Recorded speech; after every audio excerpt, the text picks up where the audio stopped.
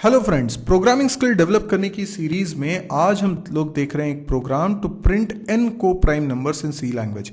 इससे पहले हम एक वीडियो में ये भी देख चुके हैं कि को प्राइम नंबर्स कैसे फाइंड आउट किया जाता है।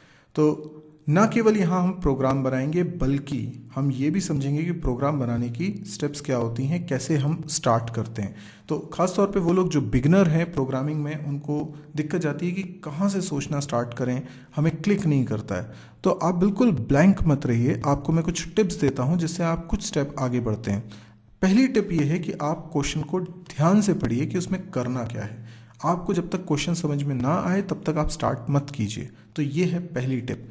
जैसे कि क्वेश्चन में लिखा है कि आपको n को प्राइम नंबर्स प्रिंट करवाने हैं, तो हम पहले तो ये जानते हो कि को प्राइम नंबर होता क्या है, उसके बाद फिर हम सोचें कि n को प्राइम नंबर्स प्रिंट होने का मतलब क्या है। तो जैसे कोई भी दो नंबर जिनमें कोई कॉमन फैक्टर नहीं है वो को प्राइम नंबर्स होते हैं। फॉर एग्जाम्पल मैंने लिखा 8 और 15, तो 8 के फैक्टर्स मतलब वो नंबर जो 8 को डिवाइड करते हैं वो कौन कौन से हैं? 1 है, 2 है, 4 है, 8 है।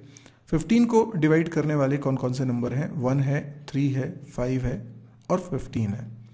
तो ये वो नंबर्स हैं जो डिवाइड कर रहे हैं 15 को। इनमें 1 के अलावा कोई भी फैक्टर कॉमन नहीं है। 1 तो होगा ही होगा कॉमन, 1 के अलावा कोई और फैक्टर कॉमन नहीं होना चाहिए। तो ये क्या है? को प्राइम नंबर, मतलब आपस में प्राइम, आपस में कोई फैक्टर कॉमन नहीं है। तो ये को प्राइम नंबर हो गए। अगर मान लीजिए मैं नंबर लिखता हूँ 12 और 15, तो ये को प्राइम नहीं है। क्यों नहीं है? क्योंकि 12 के फैक्टर्स कौन कौन से होंगे? 1, 2, 3, 4, 6, 12, जबकि 15 के फैक्टर होंगे 1, 3, 5, 15। अब इनमें देखिए आप 1 के अलावा क्या कोई और कॉमन फैक्टर है? बिल्कुल है, 3 है। इसलिए ये को प्राइम नहीं है। को प्राइम की शर्त ये है कि 1 के अलावा कोई कॉमन फैक्टर नहीं होना चाहिए। ठीक है।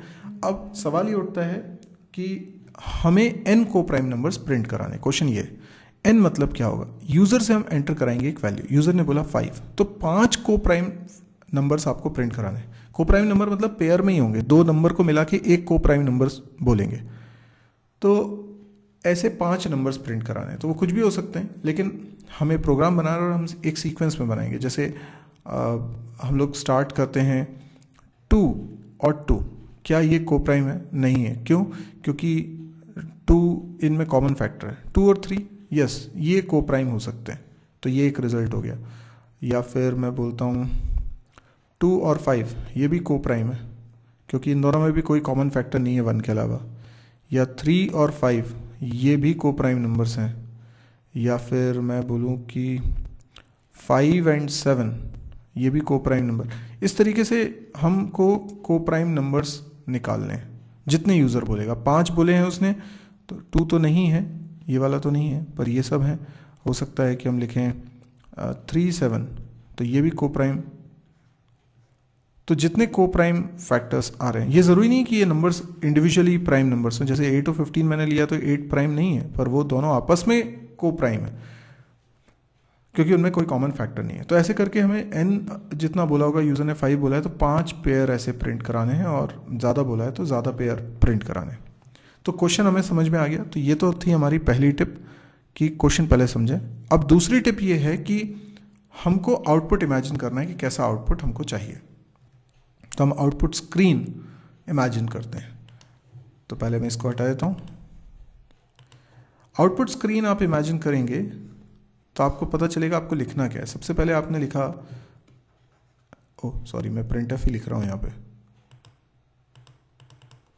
मुझे यहाँ पे स्क्रीन पे देखना है एंटर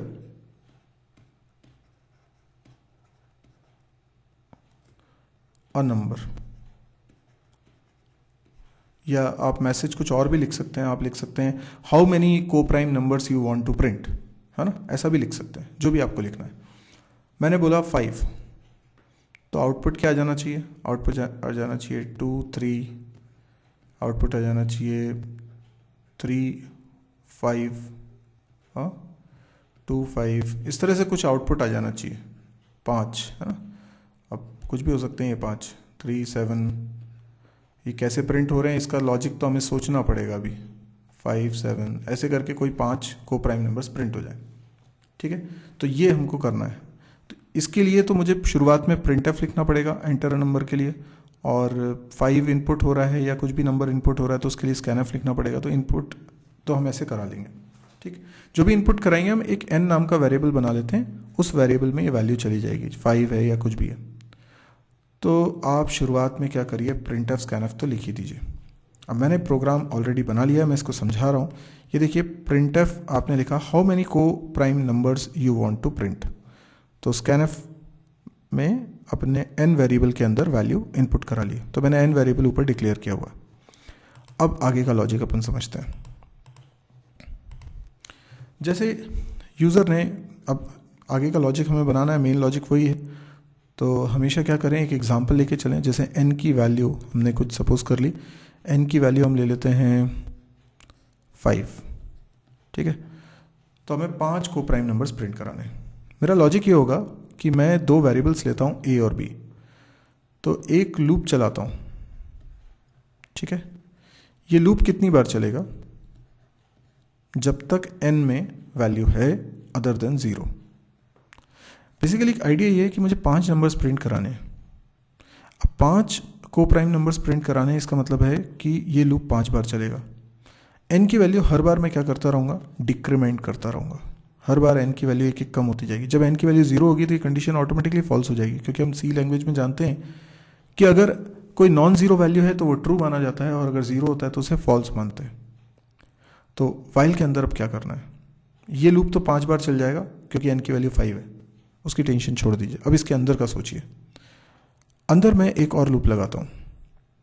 मैं एक वेरिएबल बनाता हूँ जिसमें वैल्यू शुरुआत में रहेगी कितनी, एक a नाम का वेरिएबल बना लेता हूँ जिसकी शुरुआत में वैल्यू रहे 2।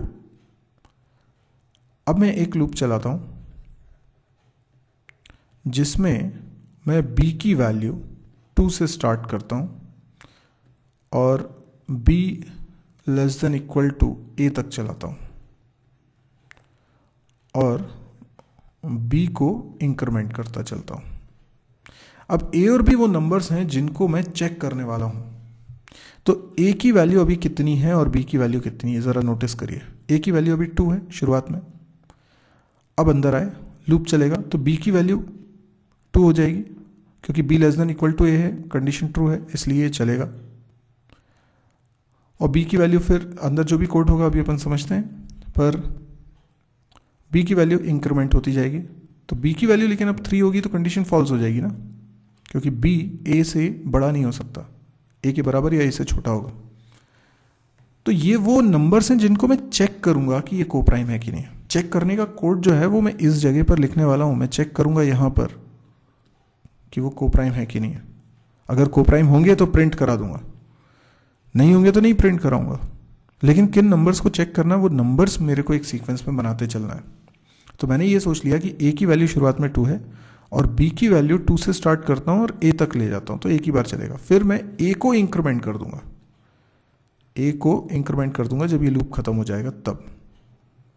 तो a हो जाएगा 3। तो b की वैल्यू फिर जब ये लूप आगे चल रहा है तो हम फिर से फॉर लूप में अंदर आएंगे, तो b की वैल्यू फिर 2 से a तक चलेगी। a कितना है 3, तो 2 और 3 के लिए चलेगा। ऐसे ही करके फिर a की वैल्यू बढ़ के हो जाएगी 4, तो 2 3 4 के लिए चलेगा। फिर a की वैल्यू बढ़ के हो जाएगी 5, तो 2 3 4, देखिए 4 एंड 5 इसके लिए चलेगा। a की वैल्यू अगर 6 हो जाएगी तो 2 से 6 तक, a की वैल्यू 7 हो जाएगी तो 2 से 7 तक। ऐसे करके मैं a और b को चेक करता हूँ।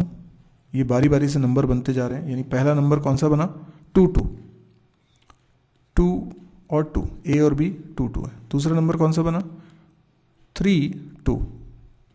तीसरा नंबर कौन सा बना, 3 3। फिर चौथा नंबर कौन सा बना, 4 2। पांचवा नंबर कौन सा बना, 4 3। ठीक है। फिर अगला नंबर, छठवां नंबर कौन सा बना, 4 4। फिर अगला नंबर कौन सा बना, 5 2। अब आप देख रहे हैं इस तरीके से ये आगे बढ़ता जाएगा, ये लूप चलता रहेगा। कब तक चलेगा, जब तक कि 5 नंबर्स प्रिंट ना हो जाए, क्योंकि n की वैल्यू 5 है। तो यहां पर 2 2 ये को प्राइम नहीं है, 3 2 ये को प्राइम है तो ये प्रिंट हो जाएगा। n की वैल्यू हम तभी डिक्रीज करेंगे जब हमें नंबर को प्राइम मिल जाएगा, तो यहाँ n को हमने एक डिक्रीज कर दिया होगा। देन 3 3 को प्राइम नहीं है क्योंकि 3 इसमें कॉमन फैक्टर है। 4 2 इसमें 2 कॉमन फैक्टर है। 4 3 हो सकता है ना। 4 3 इसलिए हो सकता है क्योंकि 4 और 3 में 1 के अलावा कोई भी कॉमन फैक्टर नहीं है, तो ये हमने प्रिंट करा दिया और n माइनस माइनस कर दिया। ओके, उसके बाद फिर 4 4 को चेक करते हैं। 4 4 में भी 4 कॉमन फैक्टर है। 5 2 को चेक करते हैं तो यस 5 2 हो जाएगा। यहाँ पर भी n माइनस माइनस कर देंगे तो n की वैल्यू और कम हो जाएगी। फिर हम 5 3 को देखेंगे, ये भी सही है, इसमें भी n माइनस माइनस हो जाएगा। तो n की वैल्यू देखिए 4 बार घट चुकी है, अभी एक बार और मौका है। तो 5 4, ठीक है 5 4 कर देते हैं। तो 5 4 किया मैंने, तो 5 और 4 में भी कॉमन फैक्टर कुछ नहीं मिलेगा आपको 1 के अलावा, तो यहाँ पे भी n माइनस माइनस कर देंगे क्योंकि ये भी को प्राइम है। तो को प्राइम में हमें मिल गए 5 नंबर्स, वो प्रिंट हो गए, n की वैल्यू 0 हो चुकी है, लूप एंड हो जाएगा। ये हमारा लॉजिक है। अब इस लॉजिक को देखिए हमने प्रोग्रामिंग में कैसे इंप्लीमेंट किया हुआ है।